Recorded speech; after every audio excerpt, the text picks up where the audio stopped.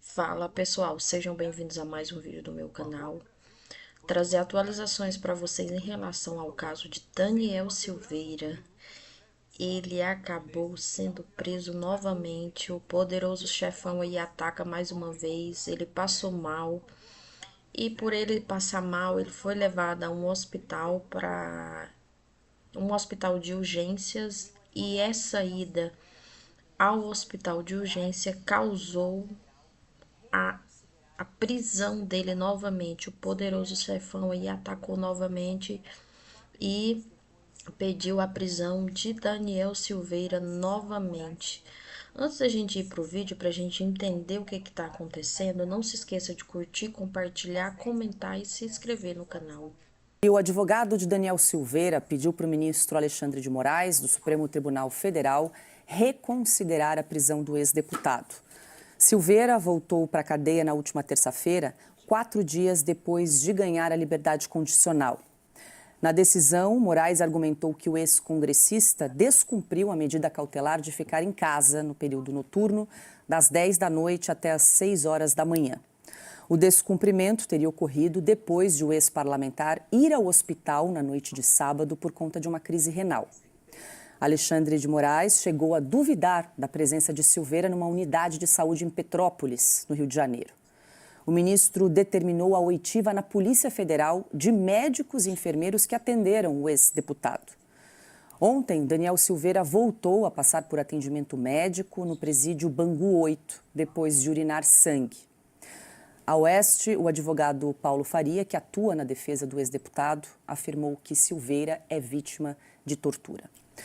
Bom, Augusto, vários pontos para a gente comentar. Nós, na última sexta-feira, até comentávamos aqui a liberdade condicional de Daniel Silveira. Conversamos até com o advogado Paulo Faria. No final de semana, ele foi ao hospital com uma crise renal. Nós temos, inclusive, até o documento em que mostra, atestando que ele chegou ao hospital às 22 horas e 59 minutos, deu entrada nesse hospital e saiu por volta da meia-noite e 20, teve o atendimento, o registro formal desse hospital e, então, teve a prisão decretada pelo ministro Alexandre de Moraes, que, segundo o ministro, ele não pediu autorização judicial primeiro para ir ao hospital. Esse foi um dos argumentos do ministro Moraes. Só para lembrar que Clesão morreu na Papuda. Temos o caso do Clesão na Papuda. E aí, agora, Daniel Silveira regrediu de regime, volta para o regime fechado, volta para Bangu, segue preso. E o ministro primeiro manda prender e depois pede explicações sobre o que aconteceu com Daniel Silveira. Eu não cheguei a sofrer nenhuma crise renal grave. Mas é comum entre homens a gente comparar a dor que se sente numa crise renal ao parto. É equivalente ao parto para as mulheres, o parto ortodoxo. Lá, que deve doer uma barbaridade. Eu já tive problemas menores e dói muito. Você acha que numa dessas, você vai pensar, tá doendo para burro, deixa eu pedir para o juiz deixar eu me medicar. Porque ele alegaria até isso. Se eu tomasse uma injeção, já é crime. Se você, sobretudo, se for na perna, você tira a tornozeleira, imagina. Aí é crime gravíssimo. Vamos simplificar a coisa e, de novo, ver as coisas como as coisas são. O Alexandre de Moraes não ficou em Brasília no Natal, porque ele se dedica tanto que ignora até essas datas ao trabalho, né? Para atualizar ou para pegar os processos atrasados na sua vara criminal, que tem mais de 2.000 casos, segundo o próprio Alexandre de Moraes. Ele ficou lá para impedir, na primeira oportunidade ali, que o Daniel, que ele foi obrigado a libertar, porque já estava demais, né, o tamanho do abuso, aproveitar qualquer chance para impedir que ele passasse o Natal com a família. Ele sacrifica o próprio Natal com prazer para punir alguém. Ele está lá para isso. Ele está lá para punir o réu, o inocente que ele condenou. Eu sou do tempo em que era o réu condenado, sobretudo se inocente, que ficava ressentido com o juiz. Aqui é o juiz que persegue o inocente que ele condenou. Mas não podia, num gesto de compaixão, deixar para lá isso aí, passou pela casa da mulher, mas qual é o problema? Se ele quer a companhia da mulher na situação dele, não estou dizendo que passou não conheço, é tudo secreto, não sei o que eles alegam exatamente. Mas, meu Deus do céu, o sujeito acabou de sair da prisão para uma meia liberdade. Continuou sujeito a critérios que resultaram nisso. Por exemplo, que dependem do humor, que é sempre péssimo, do ministro Alexandre de Moraes. Agora, ele vai para isso. No dia seguinte, ele já pune e condena o Daniel, um ex-deputado, ao cumprimento da pena em regime fechado. E ele teve mais um problema de saúde agora. E certamente o ministro ficou feliz. Não é normal. O caso não é normal quem julga assim. Piotr, eu quero te ouvir também, mas deixa eu exibir aqui na tela para quem nos acompanha o registro do hospital, está aí, ó, Hospital Santa Teresa, a data de emissão, dia 22 de dezembro, à meia-noite e 37 foi o horário de saída dele. Não sei se nós temos o horário de entrada, às 22h59. Mas, enfim, o horário de saída, meia-noite e 37, ali a emissão do documento, do dia 22 de dezembro de 2024. Agora, a questão, Piotr, inclusive o advogado Paulo Faria, ele menciona o artigo 118 da Lei de Execução Penal, que o ministro deveria ter ouvido a parte, a defesa, para algum esclarecimento, porque, por exemplo, poderia ter dado um problema na tornozeleira. De repente, poderia ter pifado, acabado a bateria, ou enfim, alguma coisa. Não, primeiro ele mandou prender, inclusive pediu para ouvir os médicos e enfermeiros para testar se realmente Daniel Silveira teria estado no hospital na madrugada ali de sábado para domingo. Paulo, eu vou a esse ponto, mas veja só, os médicos e enfermeiros estavam trabalhando num plantão de Natal e agora eles fazem parte de algum inquérito do Alexandre de Moraes. Eu não vou chamar de surreal, porque isso aí já excedeu todos os limites do razoável. Mas vamos ao ponto agora. Isso chama-se contraditório. Você chama um advogado. Outra, vamos lá. O caso do Daniel Silveira é que ele está em regressão de pena. Ele não está em progressão de regime. O doutor Paulo Faria explicou isso aqui dias atrás. Ele já está numa regressão de pena, ou seja, voltar à cadeia, ele precisava ter cometido um crime bárbaro, abusando, obviamente, da liberdade condicional que ele tem agora, dessa condição que ele tem, que ele pode ficar em casa, respondendo ainda a pena, mas em casa, em prisão domiciliar. Aí ele está cometendo um crime. Não cometeu um crime, ele foi ao hospital. Porque excedeu aqui. Excedeu como? Quem diz que excedeu? Em que circunstâncias? E outra, se tivesse excedido, se de fato excedeu, chama o advogado explica. E dá tempo para o advogado explicar, porque estamos no meio de feriado. O hospital tem coisas mais importantes a fazer, como, por exemplo, tratar outros pacientes que estiverem ali numa situação de emergência, de urgência. Função de médico e de enfermeiro num hospital é tratar pacientes, não responder a pedido de ministro. Imagina só, essa unidade de saúde teve que parar o trabalho para escrever lá um relatório de que o Daniel Silveira esteve, sim, no tratamento com uma crise renal. Aliás, o laudo médico deixa muito claro. Nota-se claramente que é um médico de pronto-socorro, ele pegou, olha, precisa de um especialista, viu que o caso era grave, não conseguia dar andamento àquilo, fez, obviamente, as medidas que se tem numa hora como essa possíveis de serem feitas, né? Fez o que é possível, aliviou a dor do paciente, falou, agora é preciso procurar um especialista. E se ele tivesse que ficar internado?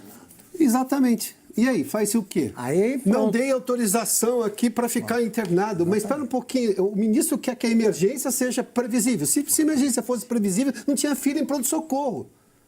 Olha, às 2h30, 37 pessoas vão procurar. Ou então o hospital vai lá e coloca um monte de médico nesse horário. Às 10 da manhã não vai ter ninguém, então pode deixar todo mundo em casa, não precisa de médico. Quer dizer, e nós estamos achando isso. Tem gente que acha isso razoável.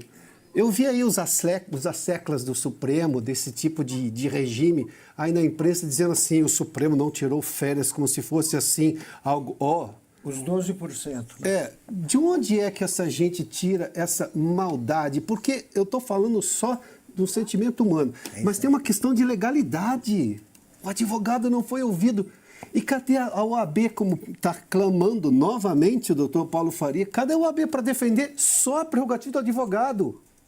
A OAB não devia ter réveillon. Vai lá na frente do Supremo, já que o ministro está trabalhando, vai lá e protesta. Protesta com as ferramentas que a democracia dá. Vai lá e reclama. Para de ficar fazendo notinha aí. Isso não vai levar nada a lugar nenhum. A OAB que eu conheci nos livros de história, e confesso que foi pelos livros de história, a OAB saía irmanada, literalmente irmanada pelas ruas em defesa da democracia. Essa não faz nada, nem defendeu o advogado, quanto menos a democracia é lei. Isso não acabou com o Natal da família do Daniel Silveira. E eu não estou nem julgando o caso, porque o mérito já foi julgado pelo ministro quando ele concedeu a liberdade. Eu não preciso entrar nesta questão. Isso acabou com o Natal de qualquer democrata brasileiro, de qualquer pessoa que acredita na justiça. Porque se perdeu qualquer referência. Esse é o fato principal. Perfeito. Deixa eu passar aqui para o Consta, mas antes eu vou exibir mais uma vez aqui o documento que o nosso repórter Christian Costa obteve com o hospital que recebeu o Daniel Silveira. A gente mostrou ali o horário da saída, mas eu queria mostrar para quem nos acompanha também o horário de chegada. Tá aí então, ó, a entrada no dia 21 de dezembro, às 22h59 no Hospital Santa Teresa, em Petrópolis, Rio de Janeiro. E aí também obtivemos a saída, temos aí o outro horário das... Está aí, emissão no dia 22/12, à 00h37. Consta, não sei ainda se esse pedido do ministro Alexandre de Moraes à Polícia Federal para ouvir os médicos e enfermeiros diante desse relatório ainda se mantém, não sei. Paula, para resumir o que o Augusto e o Piotr disseram, né, em uma palavra, é sadismo puro. Eu adianto, inclusive, aqui o tema da minha coluna dessa semana, né?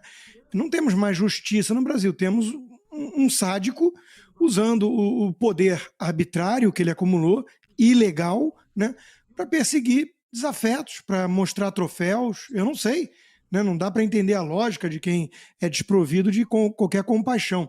Eu sei de fontes muitíssimo confiáveis, tá, eu posso garantir isso, que o Daniel Silveira não tinha a menor intenção de descumprir as regras cautelares, porque a situação dele atrás de uma cela de 2x2 não é uma situação agradável. E ele estava realmente sendo levado ali ao limite.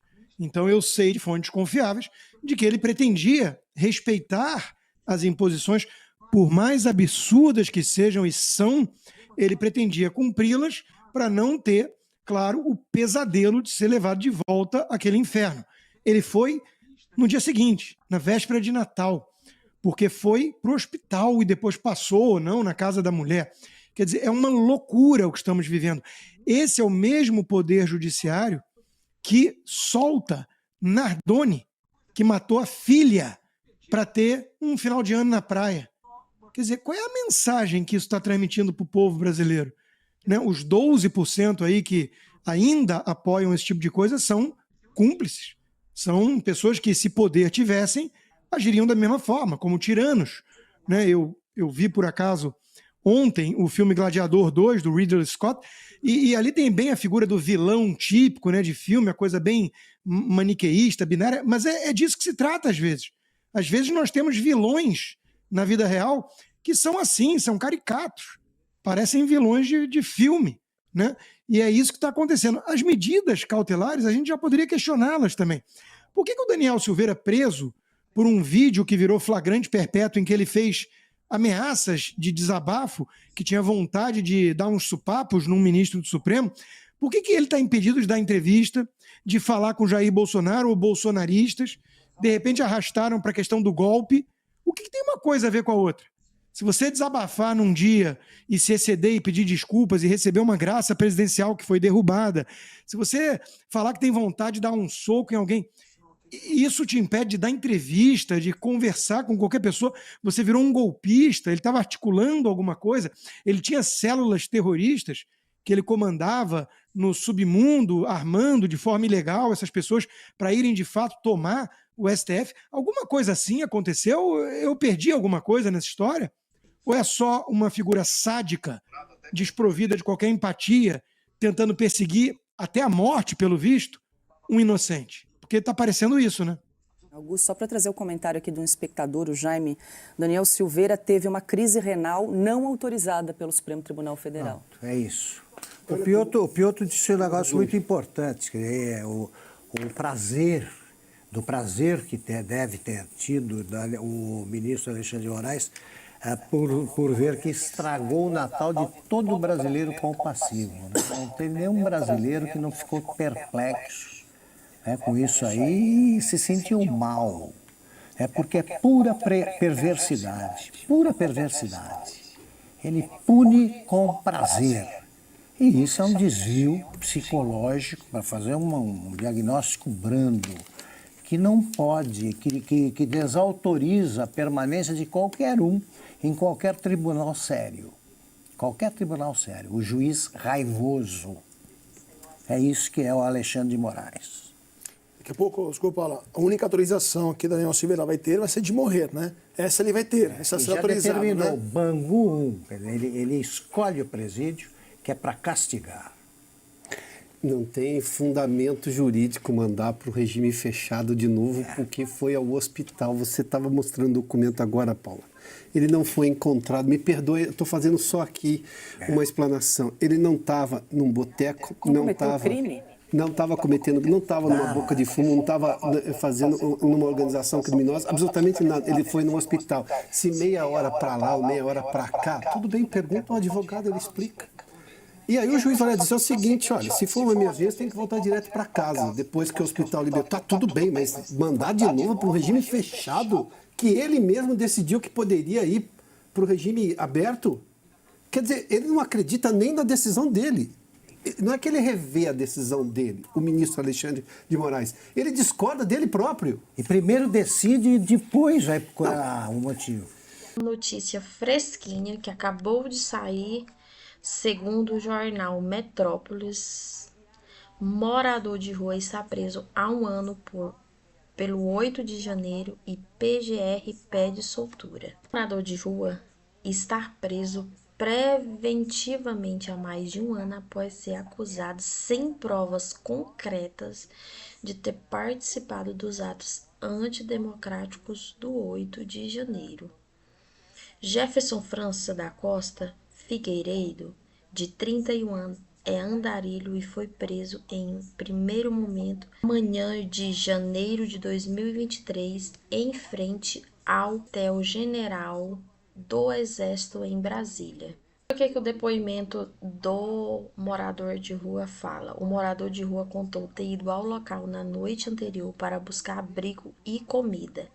Todo mundo sabe que ele tinha muita comida para as pessoas que estavam no local. O que acontecia? Os moradores de rua iam para lá para ter abrigo e comida.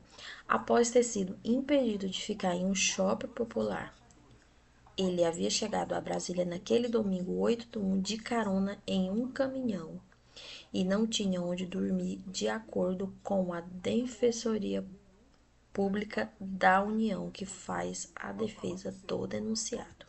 Jefferson ele foi solto 9 dias depois, em 18 de janeiro, mas retornou à prisão em dezembro após descumprir medidas cautelares impostas pelo ministro do Supremo Tribunal, Alexandre de Moraes. Não há prova nos autos, contudo, de que Jefferson teria participado da depredação dos prédios públicos na esplanada dos ministérios, tampouco de que pedia golpe de Estado.